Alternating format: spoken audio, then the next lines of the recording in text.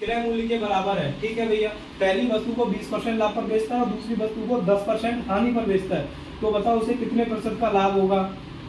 ठीक है, चलो देखते हैं, लाभ या हानि पूछा है वो देख लेते हैं। तो मैं दो वस्तु मानता हूँ ए और बी, ठीक है, उनका सीपी भी ले लेते हैं, पहले का सीपी दूसरे का सीपी, CP1 और CP2 लेते हैं, और मुझे कुछ पता नहीं तो मैं एक्स और वाई के रेशियो पे ही काम कर दूंगा।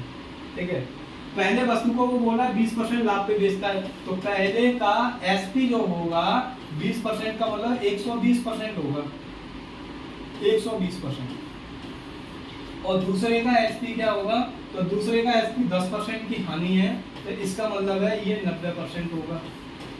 लिख लिया। अब उन्होंने जो लाइन बोली है वो देख लो, पहली वस्तु का विक्रय मूल्य दूसरी वस्तु के क्रय मूल्य के बराबर है, बस इसी पे काम करना है। पहली वस्तु का विक्रय मूल्य मतलब पहली वस्तु का विक्रय मूल्य दूसरे वस्तु के क्रय मूल्य के बराबर है। ये यहाँ से कट गया और ये देखो 6 बार और ये कितने बार 5 बार, तो ये x/5 आ गया और ये y/ कितना आ गया 6 आ गया। तो x और y का रेशियो जो है वो 5 अनुपात कितना आ जाएगा 6 आ जाएगा।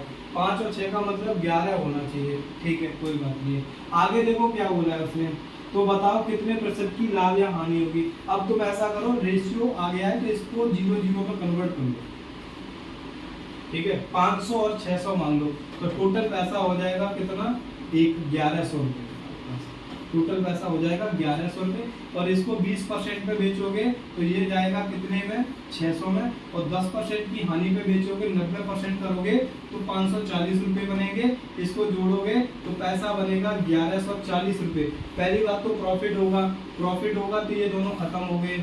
अब देखो कितने का प्रॉफिट है, 40 का प्रॉफिट है, कितने पे प्रॉफिट है 1100 पे, इंटू 100 कर दो, ये 0 से 0 कट के 11 या 33, तो ये वाला भी खत्म हो गया।